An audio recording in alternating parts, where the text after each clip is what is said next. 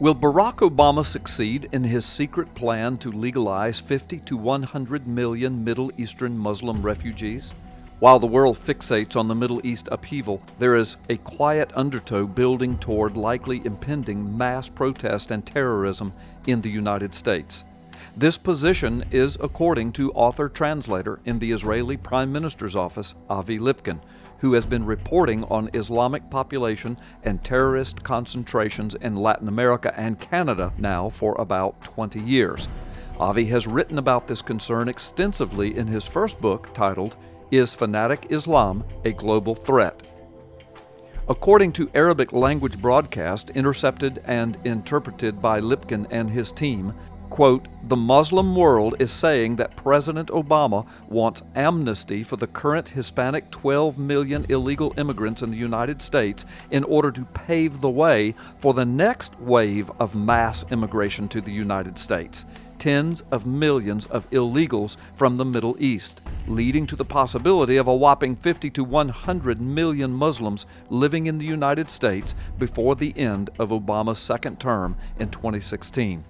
which will likely be brought forth by these new U.S. citizens voting for their savior Obama," end quote.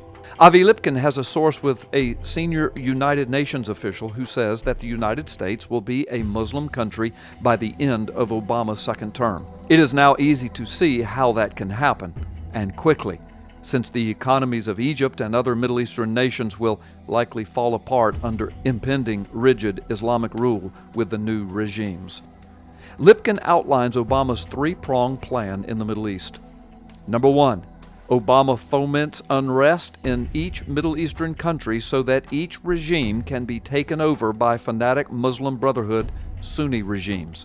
This would allow the fanatic Sunni regime to be used as proxy to overthrow the competing Shiite regime in Iran without involving American troops. Number two, as a result of the takeover of the regimes in the Middle East, there would then be a mass exodus of Sunni Muslims and Christians from Egypt to America and to Europe. This maneuver would bring about Muslim majorities in European countries, the United States, Canada, and Latin America.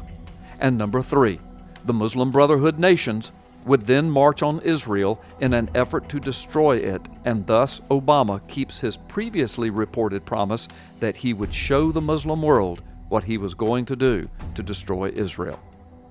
And all of these legalizations of illegal immigrants as citizens by a so-called president who has yet to produce his own long-form birth certificate. Heaven help us.